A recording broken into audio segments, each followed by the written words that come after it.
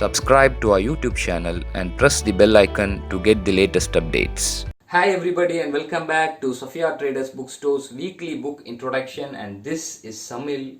This week we have dedicated our time to introduce to our viewers an opportune book. Opportune vis-a-vis the turbulent environment in which we live in, where bigotry, mayhem and communal politics are looming large. So in this context we thought it to be relevant to introduce this book, and this book has to do with RSS, Rashtriya Swayam Sevak Sangh, and its role in the Indian freedom movement. So the title of the book is Indian Freedom Movement and RSS. Not only that, a story of betrayal. Indian Freedom Movement and RSS, a story of betrayal. The author of this book is Shamsul Islam. As it runs into some 60 odd pages, it's obviously easy for you people to go through it more quickly. It will cost you nearly a day or two until you wind up with the last page of this book. Believe you, it took merely a day for me to complete the entire book. As I have mentioned, it has lesser number of pages. Nevertheless, it is a concise piece of writing in lucid language, so I don't want you people to miss this book. So before entering into the subject matter, as was the case always, I would like to remind our viewers, our audience, to subscribe to our YouTube channel, and please don't forget to click the bell icon for latest updates.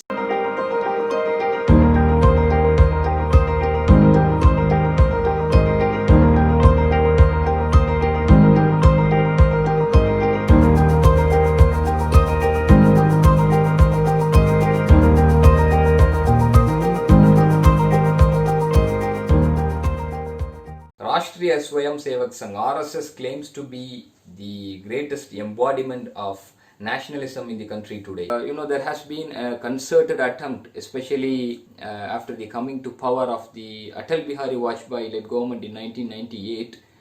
There has been a concerted attempt to market RSS as being synonymous with patriotism in this country. So anyone who rise up against its Hindutva politics, anyone who speak against its Hindutva politics are being branded as anti-nationals or quote-unquote urban Naxals. This despite the fact that the claims of the RSS in this regard have been time and again been challenged by those organizations and individuals who were part of the freedom movement, the freedom struggle, and have suffered immense repression under the British rule. So there are no scarcity of writings exposing the inimical role of the RSS during the freedom struggle. So this book is an attempt to collect facts of the freedom movement era from the archives of the RSS itself. As the author said in the introduction of this book, that it has been his intention that the documents of the RSS should speak for itself. So this book is certainly going to shock those who have been made to believe that RSS played a vital role in securing India's freedom. They will hear from the horse mouth that not only was a studied silence maintained about the evils of the imperial rule, but all attempts were made to sabotage the fight against the British imperialism. This book also contains a thematic index of references of writings and speeches of RSS leaders in their participation of the freedom struggle, in order to divulge for us what stand they took on different eventful milestones of the great anti-imperialist Indian freedom struggle. So this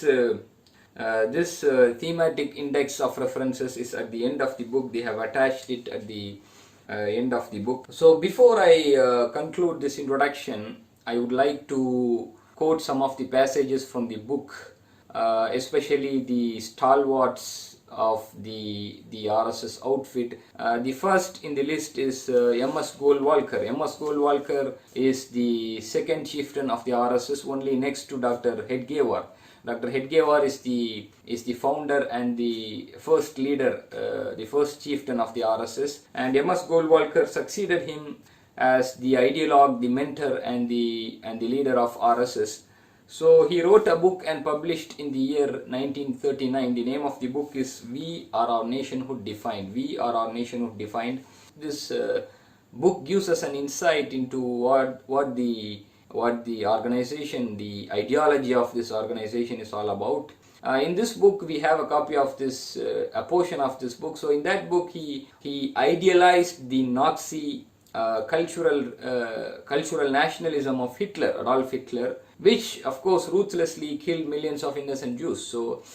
So the author in this book have extracted some statements from We Are Our Nationhood Defined, and we are going to quote verbatim the statement of M.S. Goldwalker. Now, German race pride has now become the topic of the day. To keep up the purity of the race and its culture, Germany shocked the world by her purging the country of the Semitic races, i.e. the Jews. Race pride at its highest has been manifested here. Germany has also shown how almost impossible it is for races and cultures having differences going to the root to be assimilated into one united whole. A good lesson for us in Hindustan to learn and profit by. So these are the statements of M.S. Goldwalker. Once again, M.S. Goldwalker from We Are Our Nationhood Defined. We are going to quote another passage verbatim. Right, from this standpoint, sanctioned by the experience of shrewd old nations, the foreign races in Hindustan must either adopt the Hindu culture and language, must learn to respect and hold in reverence Hindu religion, must entertain no idea but those of the glorification of the Hindu race and culture, i.e. of the Hindu nation, and must lose their separate existence to merge in the Hindu race, or may stay in the country wholly subordinated to the Hindu nation, claiming nothing, deserving no privileges, far less any preferential treatment, not even citizens' rights. There is, at least should be, no other course for them to adopt. These are again words of M.S. Goldwalker from We Are Our Nationhood Defined. It is obviously about the minorities of this country, especially Muslims, Christians, and people from other religious persuasions like Sikhism, Buddhism, and of course it will also include the Dalit community as well. So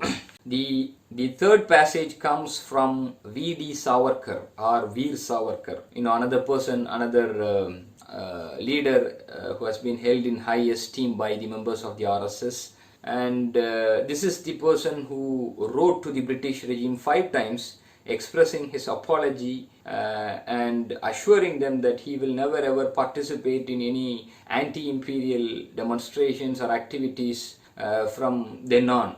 So this is the person who expressed his complete subservience to the British imperialist regime and gave them the assurance that he will never rise up against them. This is Veer Savarkar. This is the one who has been time and again brought to the helm by the members of the RSS outfit. So V.D. Savarkar in the English organ of the RSS, its name is Organizer.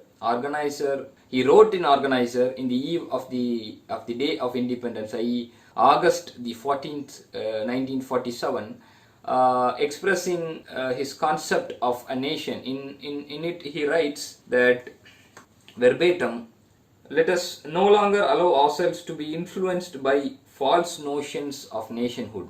Much of the mental confusion and the present and future troubles can be removed by the ready recognition of the simple fact that in Hindustan only the Hindus form the nation and the national structure must be built on that safe and sound foundation. The nation itself must be built upon Hindus, on Hindu traditions, culture, ideas and aspirations. So these are the words of V.D. Savarkar. So this book is a must read for everyone in general, especially those of you who entertain this notion that RSS, Rashtriya Swayam Sevak Sangh, would have played a role in securing the freedom for India. I confidently assure you that before reaching the conclusion of this book, you will certainly be convinced that not only has the RSS maintained a deafening silence throughout the the freedom struggle, but time and again it has attempts has been made by the organization to sabotage the fight against the British regime by the Indian freedom fighters. So this is RSS. This is a story of betrayal, and the documents of the RSS, the documents from the archives of the RSS speak for itself. Indian freedom movement and RSS, a story of betrayal. Published by Faros Media and Publishing Private Limited, written by Shamsul Islam. The price of the book is 70. For orders, contact Safia Traders Bookstore, Nagarkoil, and this is Samil. See you next week.